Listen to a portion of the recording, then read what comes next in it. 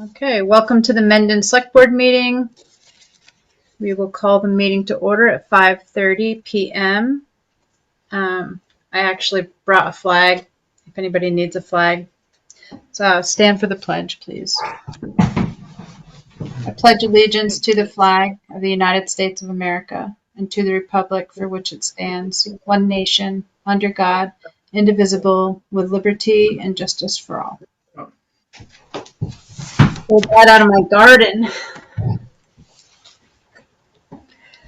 Okay, adding and deleting items to the agenda.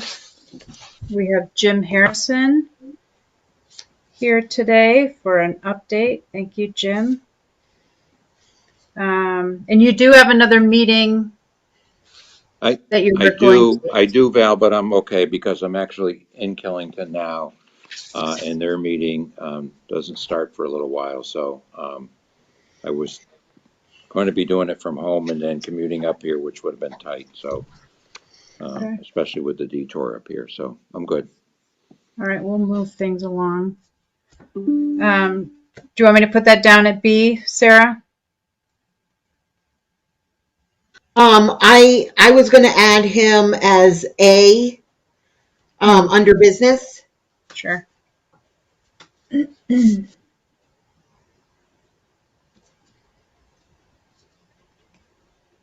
All right. I make a motion to approve the agenda with the addition of an update from Jim Harrison under business as letter A. I'll second. that. All in favor? Aye. Aye. Aye. Okay, moving on to administrative matters. We've all had these emailed. Everybody have a chance to look at the orders and payroll. Yes. I'll make a motion to Yes. approve the May 13th check warrant for $208,519.47 and payroll April 30th, 2024 for $11,265.23. Did you make a motion? I thought I did. Yeah, I just was I can't hear very well in my right ear. I'll second that. All in favor? Aye. And letter B, the minutes for April 1st and April 22nd. I'll make a motion to approve both of these dates. I will second that. All in favor? Aye. Aye. Under announcements, we have employment opportunities with our road crew. Our highway maintenance and equipment operator position is still available. We're taking applications for this. And we are happy to welcome Joy Hatfield as the assistant bookkeeper, assistant clerk. Have we had many interviews for the road crew position? Yes, we have. And we're still interviewing. So Okay. the job was reposted last Thursday. There's two more recent applicants, correct, Sarah? Correct. Yep.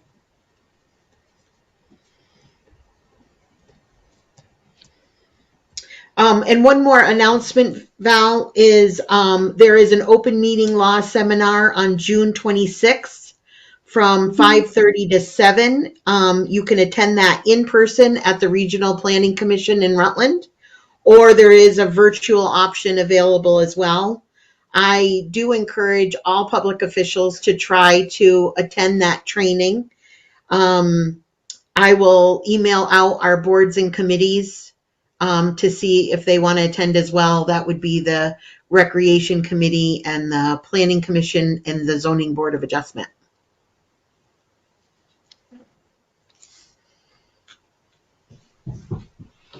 It's great that it's happening locally. Yes. So again, that's on June 26th, and anyone that wants to register for that, I have the link that I can send out to everybody. Thank you.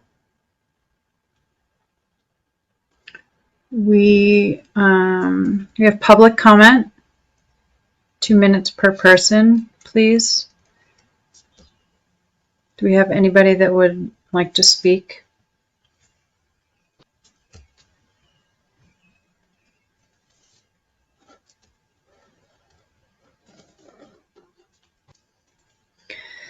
Moving on to business. We have Jim Harrison. Thank you, Jim, with his latest update. You have the floor whenever you're ready. Okay, I'm all set. So I just wanted to use the opportunity to check in and give you a few highlights, especially as they pertain to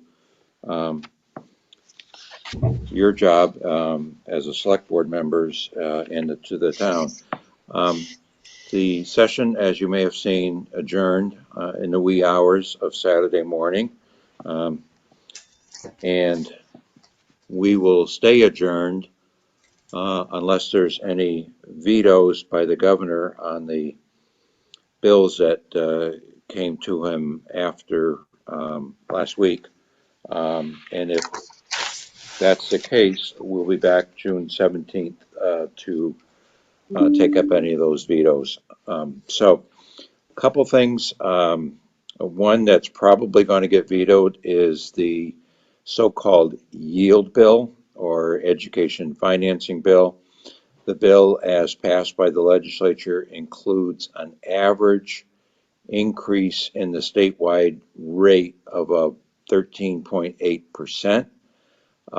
That's down from what was initially estimated, in large part because a new sales tax on cloud software was added and a new 3% addition to the rooms tax for short-term rentals was added. And in addition, some surplus money was allocated towards that.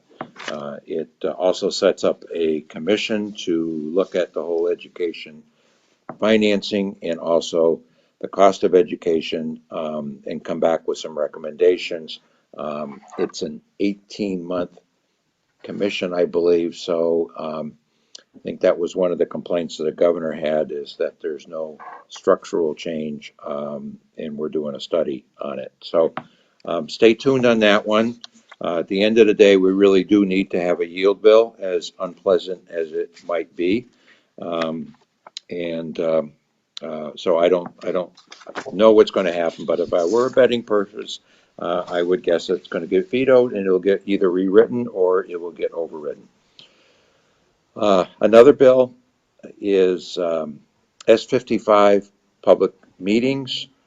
And Sarah, you alluded to the Secretary of State's office. I'm hoping, although this is not law yet because it just passed probably Friday and it hasn't reached the governor yet, but there are changes in the open meeting law that pertain to municipal government as well as others. But for example, going forward, the standard will be all meetings for, select board, school boards, etc., must have an in-person and online option, a hybrid approach.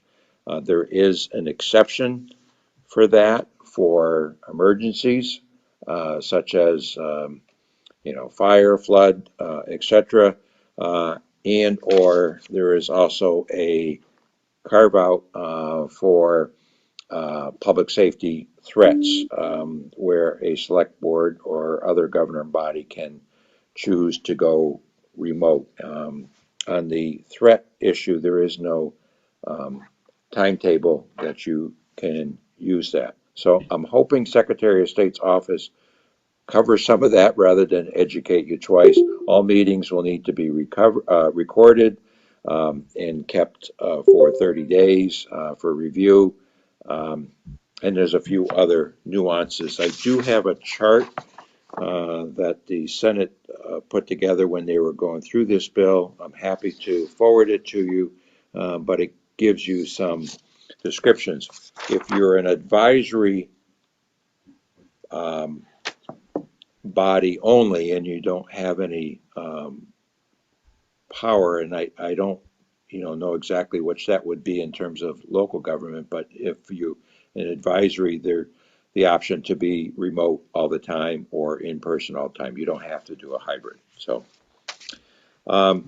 also passed last week was the ethics bill, and that does include a provision in there that sets up a local code of ethics for municipal governments, and that would be consistent statewide. Doesn't mean you can't go beyond that, but it also requires training of all local officials. That was something that the League of Cities and Towns objected to, the mandatory nature of that training for each person. And it also requires some work of either the town clerk or other person in the town to keep track of complaints, ethic complaints locally. So I think the Ethics Commission is supposed to be, once this is signed into law, once this, it will be doing some work to come up with the training module that potentially could be done online to cover that part of it. Also, last week, 687, which is the so-called Act 250 in housing bill, passed. I'm not sure what's going to happen with the governor. This is a bill that has some pieces that will actually encourage more housing in downtown areas by releasing some restrictions, but also makes it a little bit more difficult in rural areas and puts some additional Act 250 requirements. So some liken it to a compromise, other say it goes too far one way or the other. So stay tuned on that one. There is also a kind of a miscellaneous cannabis bill that passed. Much of it may not apply to you, but there was an amendment that was added on setbacks. And again, I'm happy to give you this page, but if you have for example, a cannabis cultivation district and your zoning, the setback can only be up to 25 feet, not larger than 25 feet, but there's also, if you, another setback is 50 feet or more if cultivation occurs outside of a cannabis cultivation district. And if you don't have zoning, which is not the case in Mendon, but it is in Chittenden, the setback requirement's only 10 feet. So there you go.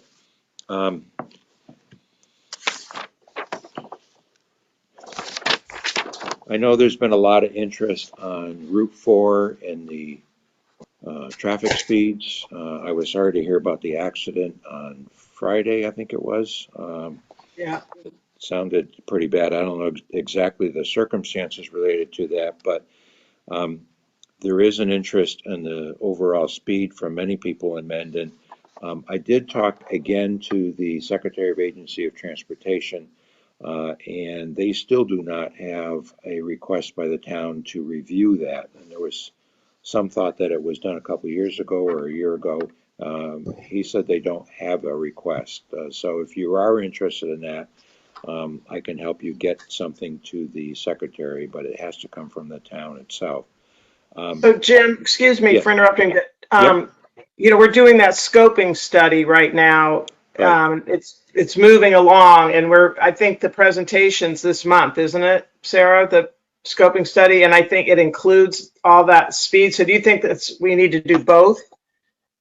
Yeah, the actual request for is, I think when I went to a scoping meeting earlier on, that is not a traffic, although they're trying to do some things, as I understand it, to hopefully make the case for slower speeds.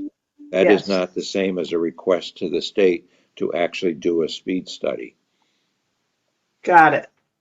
Okay, so yeah, I don't know I don't know what to tell you in terms of what's best for timing, whether you finish the scoping and then ask the state about that or not, but that's something out there.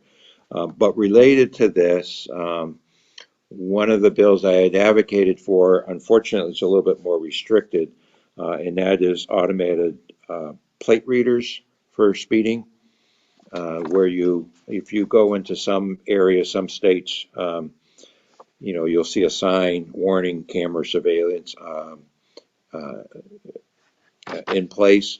And what passed on that is a pilot in work zones, highway work zones, so that the state could set up these automatic, and if you're going more than 10 miles over the speed limit in that work zone, the camera will capture you and you could get a traffic citation.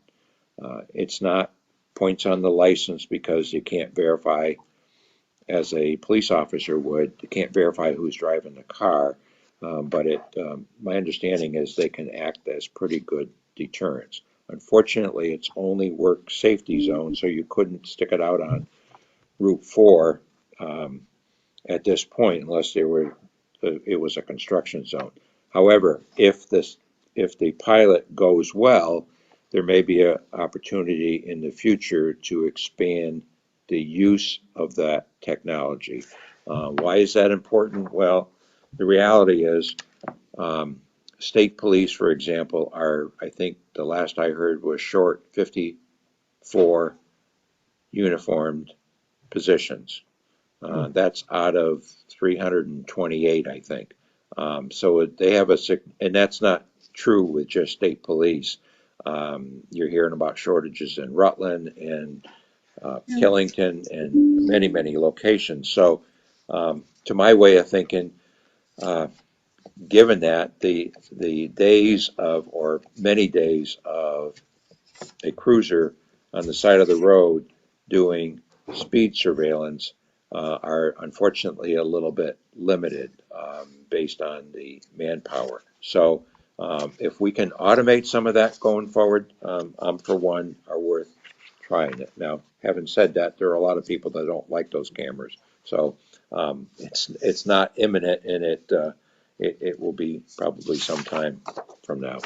So other piece of information that you should be aware of, although this isn't anything that's going into directly impact your short term, but there is a study on county government. As you know, Vermont doesn't have county governments. And back when we got ARPA funds a few years ago, there was actually an allocation for the county governments in each state, and Vermont was one of two states that doesn't have county government.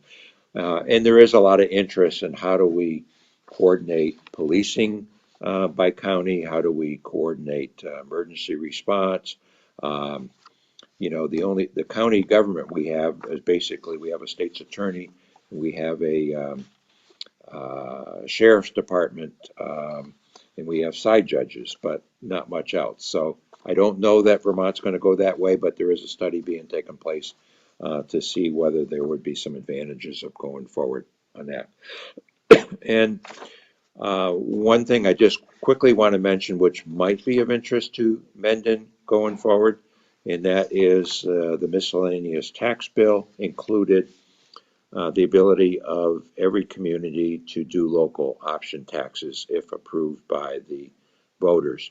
In the past, you had to be either one of the original communities that was impacted negatively by Act 60, which I believe Mendon was, um, but or you had to adopt a municipal charter to do that. So going forward, any community can enact a local sales or a local rooms or a local meals tax, which is that 1%, if you so choose. You still need a vote of the town to approve it, but you don't have to go to Montpelier.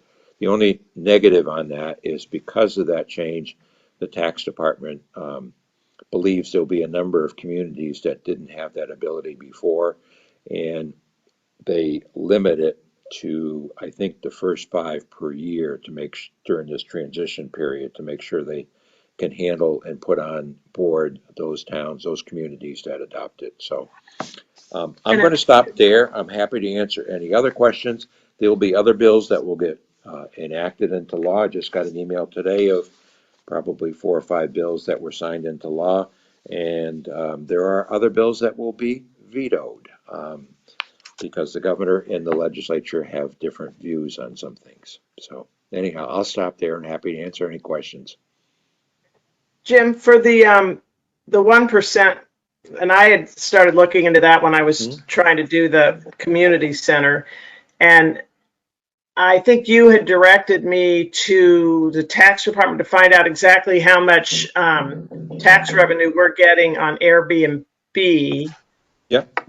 That additional 1% would be on that too, right? Sure. Hang on 1 second. Okay. So, Sarah, I think this is something I'd like to put on a future agenda. I forgot all about it. I was kind of all in on it, and then I forgot about it. So. Yeah, I'm sorry. I was just opening the door here. So That's all right. I just asked Sarah to put it on a future agenda because I was really looking into that, and you had helped me, and then it just went out of my brain. So right, you had grandchildren come along. yes. That's okay. That's a good thing. Okay. Any other questions, comments? Jim, I just wanted to state that Mendon, as part of the Barstow Unified Union School District, continues Yeah. to send a message to Montpelier that education taxes are way too high. It's at a point where now that we've voted down the budget 2 times, that it's our local school children that are starting to suffer from this decision by our voters. And I firmly believe that this message is for Montpelier. It's not for the Barstow Unified Union School District. They have little to no control over cutting costs at this point. And it's affecting, it will affect transportation, after school sports for 7th and 8th graders. And class sizes as far as going into the new contractual years with our well-groomed and well-educated teachers that we have at Barstow. So I know that you know that message, but I wanted to take this opportunity to make that message known that 13.8% increase is at the legislative level. It is not at the local level, and that Barstow presented a level service budget with just inflationary cost increases. Yeah, what's really challenging with our education finance system is it's very difficult for the average person, and I include myself in that, to understand the impact. It's you throw in the common level of appraisal into the mix, it even gets more complicated, and there's not a direct correlation sometimes between the spending and at the local level and what the ultimate taxes will be. When I said average 13.8, I'm here in Killington right now. They're probably going to be in the high 20s. Some of that's driven by their per pupil spending, which is high up here in Woodstock, and some of it is being driven by they have a CLA of 52%. So they're going to end up with a tax rate of probably over $3. So that's scary. And even in Chittenden, Mendon's was better in terms of the increase than Chittenden because you had a more recent reappraisal, but still, if I remember the last budget vote, the taxes on a $300,000 house in Mendon, if that was what it was appraised at, would go up about $1,000. Most people, that's a lot of money. That's a lot of increase. And in Chittenden, it's more than that. It would probably be over $1,200 on a $300,000 assessed house. So the problem is twofold. It's total statewide spending. Each of us have a little piece of that.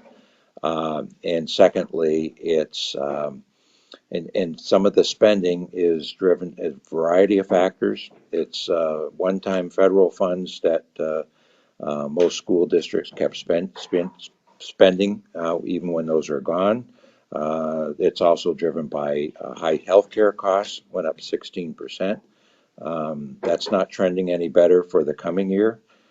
So we've got a number of issues and small school size on average. I'm not saying Barstow, but on average, small schools. I've said it. If I said it once, I've said it 10 times. When you have high schools like Proctor and West Rutland that are a couple miles apart and they have senior class of like 15 students each, that's not being very efficient. So everybody's going to have to give a little bit if we want to get this under control. But right now, we've got to fund it. So I'm not sure I'm giving you the right answer, but or a good answer, Sarah. But it's going to be a challenge, and I don't know what to tell you on the local level. Okay. Anything else that you have any questions on? I know you have a busy agenda, so I certainly will get out of your way and let you get on to work. Thank you. Okay. Have a Thank good you. evening. All right. Have a good night. All right. Thank you. Good night.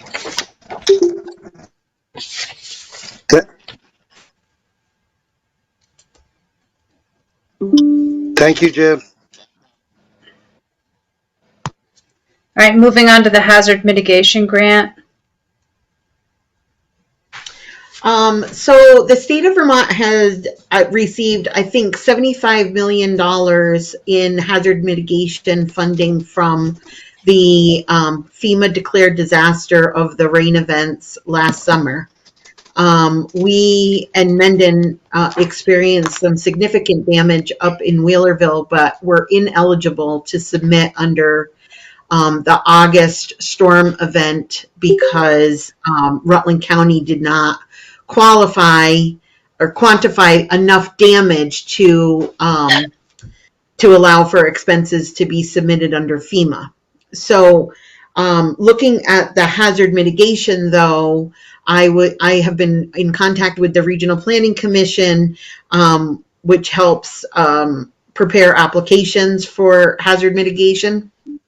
And I discussed specifically the culvert at the intersection of Falls Road and Wheelerville Road.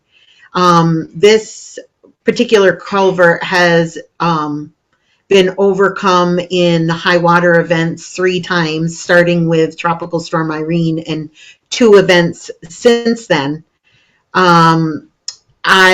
We were not able to upgrade it from the Tropical Storm Irene event, but now they're saying that because we have a history.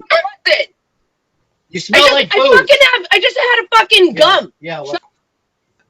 Okay, I've muted that. Sorry about that. The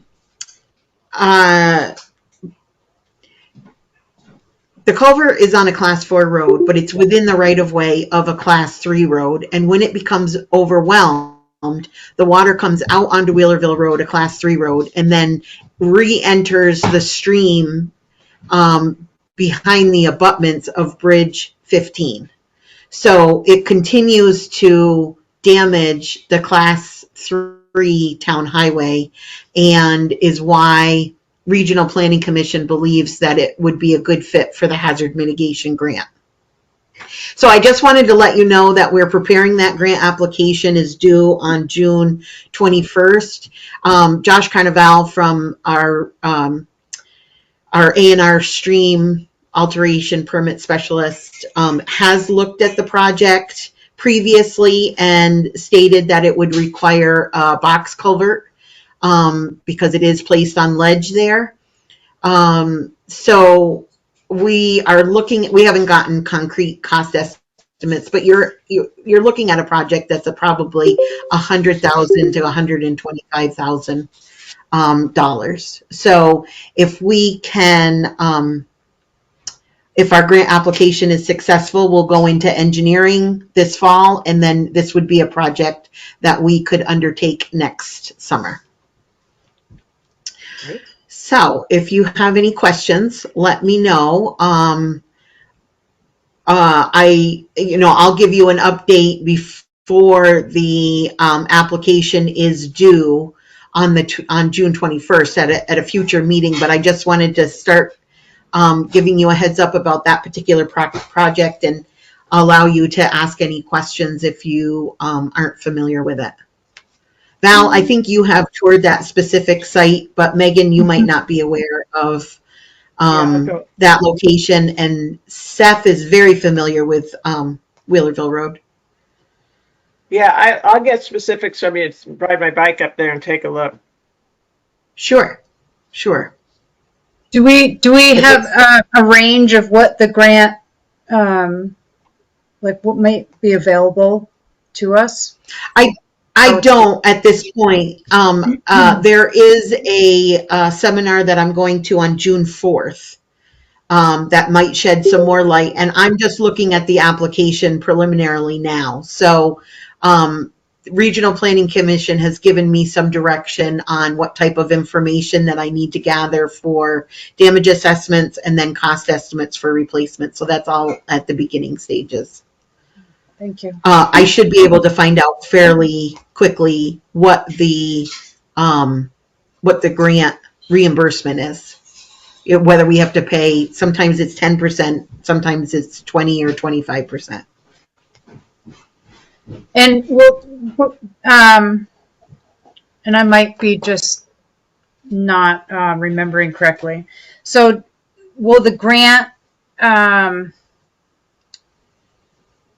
be available if or only if it's determined at class 3? Does it have anything to do with the other road? No, so that's one of the questions that Regional Planning Commission and I are going to ask FEMA representatives to make sure that this is still eligible because it's within this right of way of a class 3 road, even though it accesses a legal trail. Yeah. I have over the years also applied for or talked to District 3 about applying for a structures grant, and they were saying it was not eligible for that particular grant program. Okay.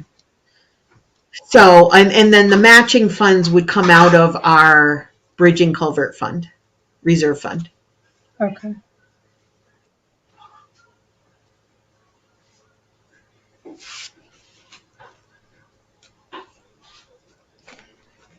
All right. Any other questions? All right. Lastly, we have our employee evaluation, and we will go into executive session for this. Can I move to do that? Well, before we do that, I just wanted to touch base on law enforcement. We're going to be setting up a meeting with Megan and Leamy Carter to follow up on the meeting that we had with him regarding his appointment to constable this year. And the Rutland County Sheriff contract renews as of July 1st. So we'll also be looking at the specifics of that contract in order to meet the needs of the town going forward. So those are all subjects that Megan wanted to talk to Leamy about. Yeah, and he did send that right before the meeting. He sent the message, I think it was to all of us, that shows that someone else he isn't the one to file that paperwork to get that grant to do the patrolling. So, well, I'd like to get involved in that and see if we can't get that moving forward, because I just feel like we need to do something. Yeah. Cool. And yeah, so there's a number of subjects to talk about, and it's appropriate now because we're going to be entering into those new contracts as of July 1st. So Yeah, it doesn't just have to be me. I mean, anybody that's interested in having the conversation, I don't need it to be private. I just, it's something that I've been thinking about ever since we spoke with him. So I know Seth sure. is If interested in everybody just wants to send me their questions on what type of information that you're looking for him, so that he can gather that prior to meetings, and then we can set up something. that. Okay, well, I was most interested in the patrolling that he talked about in the interview, that grant that he can get. And then he sent that paperwork along. So I'll look at it. And that was the thing I was most concerned about, was if we're going to have the car, let's use it. But it seems like one of us has to do that paperwork. So I'll look at it, and if I need, I'll get back to you about it. But I still like to talk to him. I think it's important. I think Seth is interested in that subject also. Absolutely. Absolutely. I am. I don't know when we're going to, when will we be able to speak with him? I mean,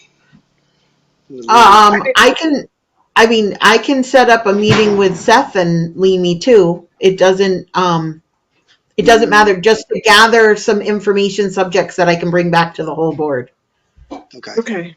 And so could we just do it, both Seth and I meet with him at the same time, or would that be all right? Or do you think we should meet with him individually? You're allowed to discuss day-to-day operations, but if you're going to come up with any new programs during that meeting, that I can't hear you. meeting needs to be done at an open session. So Okay. that's where I wanted to gather. I would know whether it would need to be at a regular select board meeting or not. Okay. Yeah, and Val responded that he couldn't come to the select board, wasn't available for the select board meeting. So that's why I asked for a meeting. So I didn't know if it was just this meeting he wasn't available for, or if he just works Yeah, it was during the time. It was just tonight. I just think he needs more. Yeah, and I was looking at the end of the month or even beginning of next month. I wasn't looking for tonight because I wasn't even going to be in town. It was this meeting. Okay. and also, Notice. I mean, I don't know about you, Megan, but I don't think we're really going to make any solid decisions. So I think we can meet with him together. Okay. Yeah, I just want to find out more about those grants and if he can patrol. And I also would just like to give him my thoughts on having the car in the parking lot versus over in Eastridge Acres. But yeah, yep, agreed. So, okay. So we'll start. We'll do a text chain, Seth, you and me, and we'll get a meeting. Yeah, so those types of conversations are all, day-to-day operations of the department. Yeah. Yeah. Okay, great. So I'll look forward to hearing from you, Megan. We'll just connect. Okay. Thank you.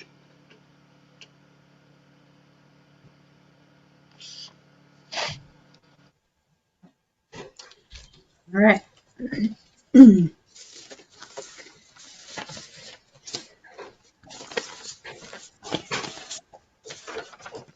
Can I move to enter into executive session?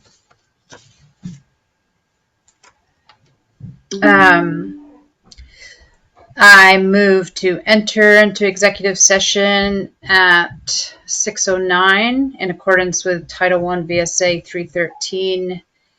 313A3 evaluation of employees with the select board and Sarah Tolley, town administrator, present.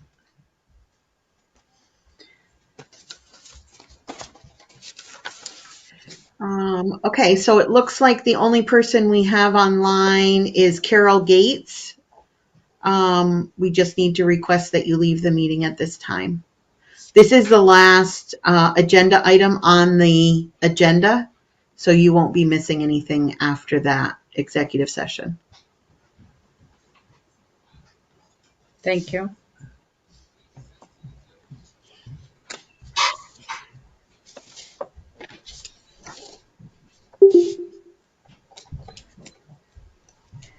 Okay. So you can do that now. Okay, I make a motion, or just state it? Yeah, you declare us out of executive session at such and such a time, Okay. 7:07. We will exit executive session at 7:07 p.m. Okay. And we come out of executive session with a decision. I make a motion to increase highway salary for the fiscal year of 2024 by $3,500 and an increase of $10,400 for the fiscal year of 2025. Can and I don't know when I make a comment, it's just to specify this is in regards to 90-day evaluation, the 90-day review cycles? Or no? So effective at their 90-day review. Yes. Yes. So you're just adding that I'll just add that to Val's motion. Yeah, that's what I mean, why we're doing that. You know, what was the reason behind us making this decision was based on the 90-day reviews, right? So Yep, people right. don't just, people understand what we were in executive session about, and that's the outcome. Great. Does anyone Sounds want to good. second that? Second that. I second that. All in favor? Aye. I, Great. Thank you. Thank Yeah. you, guys. I feel Yes. good about this discussion. I feel like we really worked as a team, and I liked it. Yeah. Thank you. Okay. So we can just do a motion to adjourn. All right. We will adjourn the meeting at 7:09 p.m.